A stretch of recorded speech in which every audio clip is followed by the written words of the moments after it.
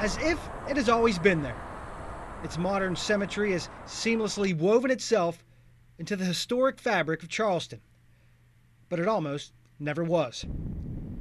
A lot of folks made it happen, but talk to enough people about how it all started and some names will begin to stand out. Charleston Mayor Joe Riley, Arthur Ravenel Jr., and now deceased former mayor of Mount Pleasant, Harry Hallman. The old bridges were structurally unsound at best. A new bridge, especially one that would carry the area into the future, was needed. But hundreds of millions of dollars were needed to pay for it. The only big, terrible problem that we had was the money. It always gets down to the money. In the mid-1990s, Harry Hallman asked former lawmaker Arthur Ravenel Jr. if he would run for Senate and get elected for one thing only. I was going back for one reason, to find the money for the bridge. Locally, $100 million could be put together, and the feds offered up a loan for another $200 million and some change. It was Arthur Ravenel Jr. After winning the state Senate seat, he started a state infrastructure bank and got over $300 million. The $631 million needed was raised. And the rest is history. On July 16, 2005, the longest cable-stayed bridge in North America officially opened. 10 years later, the bridge has taken on a life of its own. I say Arthur Ravenel Bridge, what do you think of? I think of fun, freedom, great workout. In its 10 years, it has been a backdrop for shared memories, both good and bad. It's been seen in movies, reality shows, and racy legal dramas, and even made an album cover. What's the Arthur Ravenel Bridge mean to you? Oh my gosh. Favorite part of Charleston. Peaceful, great views, relaxing, own little sanctuary. In 10 years, roughly 7,400,000 vehicles have passed over this vital stretch, and when the bridge slows, so goes the entire area. It has had its share of accidents. This car was close to going over. Some accidents have shut down the bridge completely. Most recently in May, a car hit the side of a tanker truck. A cautious cleanup shut it down in both directions for 6 hours. What's it mean to you? It just means a structure that was built in just an eloquent way for people to be able to enjoy the sun and each other and family. In May 2013, a low-flying plane caused a stir, but it was later found out it was a mosquito abatement plane staying low to release spray. Hey, y'all gotta shut that down.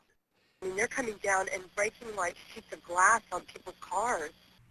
In February 2014, unexpected and dangerous results from an ice storm. Thawing ice fell from cables hitting cars, shutting the span down for a day and a half. A solution to that issue, other than a complete shutdown, is still in the works. The Arthur Ravenel Bridge, what do you think? I think practice. So this is where we practice for our cross-country team for hills. There's nowhere else in the area to practice. And you remember this scene. The bridge was shut down twice by the same guy. The first time in February of 2012. It was closed for several hours during evening rush hour. With the words bomb and boom and happy now on his windows, he parked his SUV at the top of the span. He finally surrendered. And he didn't have a bomb. When I say Arthur Ravenel Bridge, what do you think of? I think of liberating, because on top of the bridge, it just gives me energy to be on top of the bridge, the water, seeing the boats go through. In June, the bridge shared in the experience, bringing together an estimated 15,000 to 20,000 people following the tragic event at Mother Emanuel AME Church. The Peace and Unity March was held to raise funds and heal a community. An inspiring success, for sure. That's a historic moment for our community, and the bridge made that possible. In the past decade, up to 40,000 runners and walkers have participated in the 10 Cooper River Bridge runs on the new span. There were concerns the fun would be soured by tighter security in 2013, but the nation's third largest 10K is as popular as ever. The fastest time on the new bridge, 27 minutes flat. And people, when they see that logo of ours, they know the race. And it would be just another pretty bridge if it weren't for the pedestrian and bicycle lanes. The battle to include the extra 12 feet of width, fought and won by Charleston Mayor Joe Riley. Well, I'm so happy to see it being used so fully and joyfully, and I knew that it would be. I mean, and it would be wrong to build a bridge without bike and pedestrian. And the pedestrian lanes certainly help with another nice perk the bridge offers. It takes good pictures at every time of the day. Indeed it does, at whatever angle. The bridge is always ready.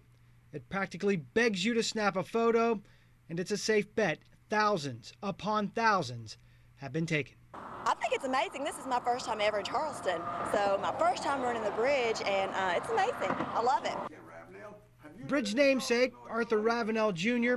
in some ways personifies Charleston, and at 87 he still offers his unique southern spunk.